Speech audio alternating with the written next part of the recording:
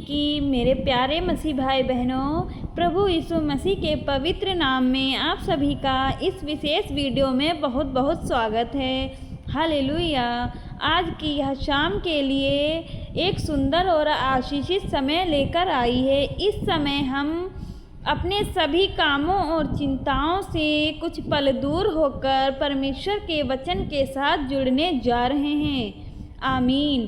कभी कभी जीवन में हमें किसी बड़ी चीज़ की नहीं बल्कि परमेश्वर के एक छोटे से संदेश की ज़रूरत होती है, जो हमारे मन में शांति दे, हमारे विश्वास को मजबूत करे और हमें सही दिशा दिखाए। आज की इस स्पेशल इवनिंग में हम सुनेंगे एक ऐसा बाइबल वचन जिसे ध्यान से सुनना और अपने जीवन में समझना हमारे लिए बहुत महत्वपूर्ण है। इस वीडियो में हमारे साथ यह बहन भी उपस्थित है, जो अपने हाथों में पवित्र बाइबल लेकर आज के संदेश को आपके सामने प्रस्तुत कर रही है। आइए हम भी पूरे सम्मान और विश्वास के साथ परमेश्वर के वचन की ओर अपना ध्यान लगाएं। हो सकता है आज का यह वचन आपके जीवन की किसी परिस्थिति से जुड़ जाए। हो सकता है इसमें आपके किसी सवाल का जवाब मिले, आपके मन को हिम्मत मिले या आपको आगे बढ़ने की एक नई होप मिले।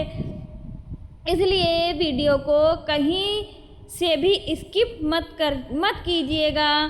शांत मन से सुनिए, समझिए और कोशिश कीजिए कि आज का संदेश हमारे डेली लाइफ में किस तरह काम आ सकता है। तो आइए प्यारे मसीह भाई बहनों, अपने मन को तैयार करें, अपने विचारों को शांत करें और विश्वास के साथ सुनते हैं आज शाम का विशेष बाइबल वचन। आइए शुरुआत करते हैं। यशायाह 57 का 15 में लिखा हुआ है, क्योंकि जो ऊंचा और महान है और अनंत काल तक स्थिर रहता है, जिसका नाम पवित्र है, वह यह कहता है, मैं ऊंचे और पवित्र स्थान में निवास करता हूँ। और उसके साथ ही भी जो खेदित और नम्र मन का है, ताकि नम्र लोगों के मन को जिलाऊं और खेदित लोगों के मन को जिलाऊं। यह वचन बहुत सुंदर और दिल को छू जाने वाला संदेश देता है। इसमें परमेश्वर अपने बारे में बताते हुए एक ऐसी बात कहते हैं जो उन लोगों के लिए बहुत बड़ी होप है, जिनका मन दुखी है, जो अपनी गलतियों के कारण परेशान हैं या जो जीवन की कठिन परिस्थितियों से थक चुके हैं। आइए इस बहुत सरल शब्दों में समझते हैं। परमेश्वर महान और पवित्र है। वचन की शुरुआत परमेश्वर की महानता से होती है। परमेश्वर कहते हैं कि वे ऊंचे और महान हैं और हमेशा बने रहने वाले हैं। दुनिया की बहुत सी चीज़ें बदल जाती हैं, परिस्थितियाँ बदलती हैं, लोग बदलते हैं और समय भी बदलता रहता है, लेकिन परमेश्वर नहीं बदलते। इसलिए जब हमारा जीवन बदलती हुई परिस्थितियों से परेशान हो, तब हमें अपना भरोसा उस परमेश्वर पर रखना चाहिए जो हमेशा स्थिर रहता है। यही इस वचन की पहली स्ट्रांग मैसेज है। परिस्थितियाँ बदल सकती हैं, लेकिन परमेश्वर पर भरोसा बना रह सकता है। परमेश्वर टूटे हुए मन वाले व्यक्ति से दूर नहीं होते। अब वचन का सबसे सुंदर हिस्सा आता है। परमेश्वर कहते हैं कि ऊंचे और पवित्र स्थान में रहते हैं, लेकिन साथ ही वे उस व्यक्ति के साथ भी रहते हैं जिनका मन खेदित और नम्र है। इसका मतलब यह है कि अगर कोई व्यक्ति अंदर से दुखी है, परेशान है, अपनी गलतियों को समझकर सच्चे मन से परमेश्वर के पास आता है, तो उसे यह नहीं सोचना चाहिए कि परमेश्वर उससे दूर है। कभी कभी हम अपनी परेशानियों के कारण सोचते हैं, मेरी प्रार्थना कौन सुनेगा? क्या परमेश्वर मेरी चिंता करते हैं? क्या मेरे लिए भी कोई रास्ता है? यह वचन ऐसे समय में हमें हिम्मत देता है कि हाँ, परमेश्वर दुखी और नम्र मन वाले व्यक्ति के पास भी होते हैं। खेदित मन का मतलब क्या है? खेदित मन का अर्थ केवल दुखी होना नहीं है। यह ऐसा मन है जो अपनी स्थिति को समझता है, अपनी गलतियों को स्वीकार करता है और परमेश्वर के सामने सच्चे मन को झुकाता है। जब इंसान अपने घमंड को छोड़कर कहता है, परमेश्वर मुझे आपकी ज़रूरत है, मुझे सही रास्ता दिखाइए, तो यह नम्र मन की निशानी है। परमेश्वर ऐसे सच्चे मन को महत्व देते हैं। नम्रता कमजोरी नहीं है। कई लोग सोचते हैं कि नम्र होना मतलब कमज़ोर होना, लेकिन बाइबल का संदेश अलग है। नम्र व्यक्ति वह है जो यह समझता है कि उसे हर चीज़ का ज्ञान नहीं है और उसे परमेश्वर की सहायता की ज़रूरत है। वह अपनी गलती मानने से नहीं डरता, वह सही बात सीखने के लिए तैयार रहता है। वह दूसरों को छोटा दिखाकर खुद को बड़ा साबित नहीं करना चाहता। ये ह्यूमिलिटी है और परमेश्वर ऐसे मन के करीब रहने का वादा करते हैं। जिलाओं का अर्थ क्या है? वचन में परमेश्वर कहते हैं कि वे नम्र और खेदित लोगों के मन को जिलाते हैं। इसका मतलब है जिस मन में निराशा, दुख या कमजोरी आ गई है, परमेश्वर उसे फिर से हिम्मत और जीवन देते हैं। कभी किसी व्यक्ति के पास बाहर से सब कुछ ठीक दिखाई देता है, लेकिन अंदर से वह बहुत परेशान हो सकता है। वह मुस्कुरा रह सकता है, लोगों से बात कर सकता है, अपना काम कर सकता है, लेकिन उसके मन में बहुत सी चिंताएं हो सकती हैं। ऐसे व्यक्ति के लिए यह वचन बहुत बड़ी आशा देता है। परमेश्वर कहते हैं कि वे उसके टूटे हुए मन को फिर से मजबूत कर सकते हैं। जब जीवन में कोई रास्ता दिखाई ना दे, हमारे जीवन में ऐसे समय भी आते हैं जब हमें समझ नहीं आता कि आगे क्या करना है। कभी पढ़ाई की चिंता होती, कभी परिवार की चिंता होती, कभी भविष्य से डर लगता है, कभी अपनी गलतियों का बोझ मन में रहता है, कभी मेहनत करने के बाद भी परिणाम हमारे अनुसार नहीं होता। ऐसे समय में इंसान बहुत जल्दी निराश हो सकता है, लेकिन यह वचन हमें याद दिलाता है कि हमारी परिस्थिति ही हमारी पूरी कहानी नहीं है।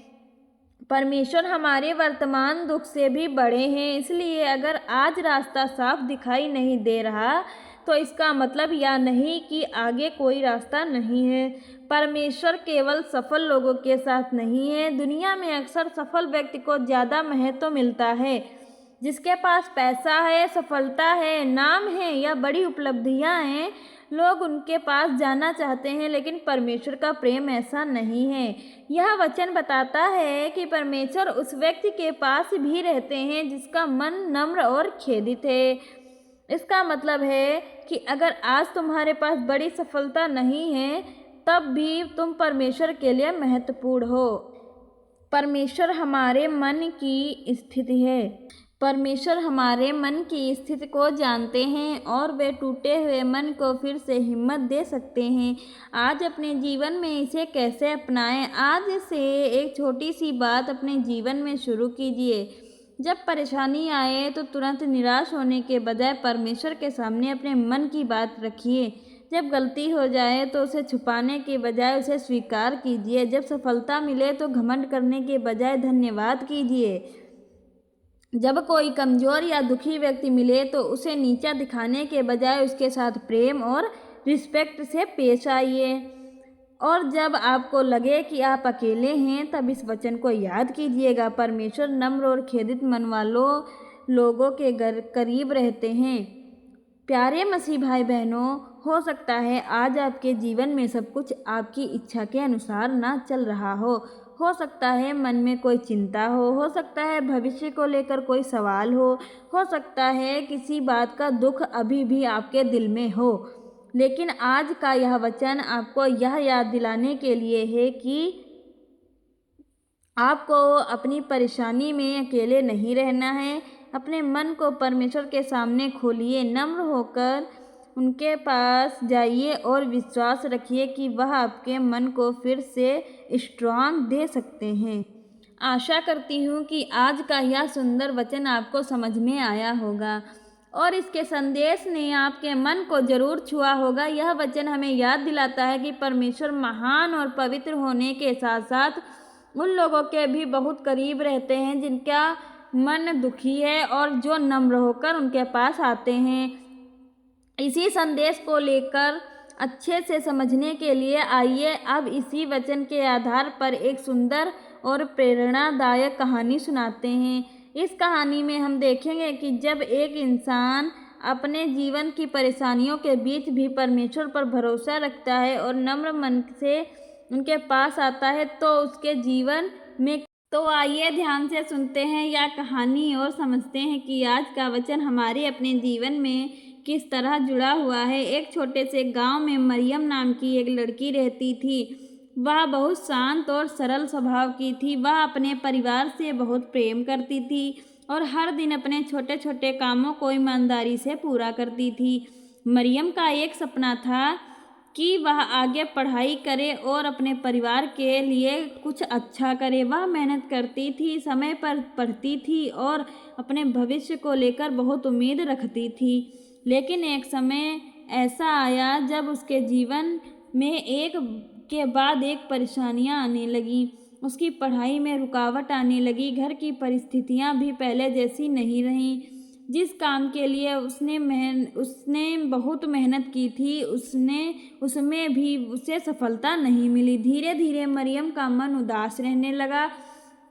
वह बाहर के सामान्य दिखाई देती थी लेकिन उसके मन में बहुत सारे सवाल थे। वह सोचती थी, मैं इतनी मेहनत कर रही हूँ फिर भी मेरे जीवन में सब कुछ ठीक क्यों नहीं हो रहा। कई बार वह अपने आसपास के लोगों को सफल होते देखती और अपने जीवन की तुलना उनसे करने लगती। उसे लगता था कि शायद वह दूसरों के से पीछे रह गई है। एक शाम वह अकेली बैठी थी। उसके मन में बहुत सी बातें चल रही थी। उसने अपनी बाइबिल खोली और कुछ देर तक शांत बैठी रही। उसने परमेश्वर से कहा, परमेश्वर, मुझे समझ नहीं आ रहा कि मुझे क्या करना चाहिए। मैं थक गई हूँ। मुझे सही रास्ता दिखाइए और मेरे मन को शांत दीजिए। उस रात उसकी परिस्थितियां तुरंत नहीं बदली। कोई बड़ी घटना नहीं हुई लेकिन उसके मन में एक बात बदलने लगी। उसे समझ आने लगा कि परमेश्वर के सामने अपनी परेशानी स्वीकार करना कमजोरी नहीं है। उसने महसूस किया कि उसे हर चीज़ का जवाब तुरंत मिलना ज़रूरी नहीं है। उसे बस विश्वास के साथ आगे बढ़ते रहना चाहिए। अगले दिन से मरियम ने अपनी सोच बदलने की कोशिश शुरू की। वह हर सुबह थोड़ी देर प्रार्थना करती, फिर जो काम उसके सामने होता उसे पूरे मन से करने लगती। अगर पढ़ाई करनी होती तो वह ध्यान से पढ़ती, घर का काम होता तो खुशी से करती, किसी ज़रूरतमंद की मदद करने का अवसर मिलता तो वह अपनी इच्छा क्षमता के अनुसार मदद करती। उसने अपने जीवन की तुलना दूसरों से करना धीरे धीरे कम कर दिया।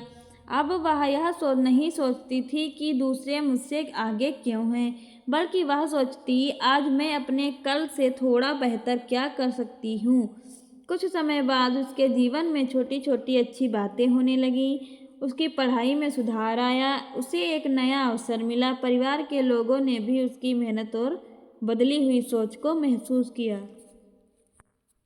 एक दिन गांव की एक बुजुर्ग महिला मरियम से मिलने आई। उसने मरियम को पहले से ज़्यादा शांत देखकर पूछा, बेटी, पहले तुम बहुत परेशान रहती थी, अब तुम्हारे चेहरे पर इतनी शांति कैसे है?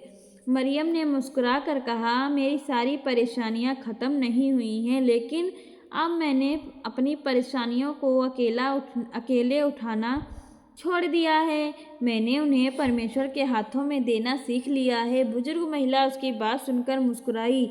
मरियम ने पहली अपनी बाइबिल खोली और यशायाह 57 का 15 का वचन पढ़ा।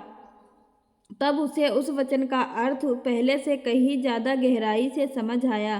परमेश्वर बहुत महान है, वह पवित्र है, वह ऊंचे और महान है, लेकिन फिर भी वह उस व्यक्ति से दूर नहीं होते जिसका मन दुखी है और जो नम्र होकर उनके पास आता है। मरियम समझ गई कि परमेश्वर के करीब आने के लिए उसे अपनी सारी परेशानियां पहले ख़त्म करने की ज़रूरत नहीं है। वह जैसी है उसी स्थिति में परमेश्वर के सामने आ सकती है। धीरे धीरे लोग मरियम की बातों से हिम्मत लेने लगे। जिस लड़की को कभी लगता था कि वह खुद बहुत कमज़ोर है, वही अब दूसरों को हिम्मत देने लगी थी। और तब मरियम ने अपने जीवन में एक बहुत सुंदर बात सीखी। परमेश्वर हमेशा हमारी परिस्थिति को तुरंत नहीं बदलते, लेकिन वह कठिन परिस्थिति में हमारे मन को मजबूत कर सकते हैं। इस कहानी का संदेश बहुत सरल है। अगर आज हमारा मन दुखी है तो हमें यह नहीं सोचना चाहिए कि परमेश्वर हमसे दूर है। अगर हमने कोई गलती की है तो परमेश्वर से भागने के बजाय नम्र होकर उनके पास जाना चाहिए, और भविष्य की चिंता है तो अपनी चिंता परमेश्वर के सामने रखनी चाहिए। आशा करती हूँ आज की वीडियो आपको पसंद आई होगी। अगर पसंद आई है तो इसे अपने जान पहचान के लोगों के पास ज़रूर शेयर करें, खासकर उनके पास ज़रूर जो अपने जीवन से सैड हैं। मिलते हैं कल सुबह अगली वीडियो में। तब तक के लिए जय मसीह की। Bye bye friends.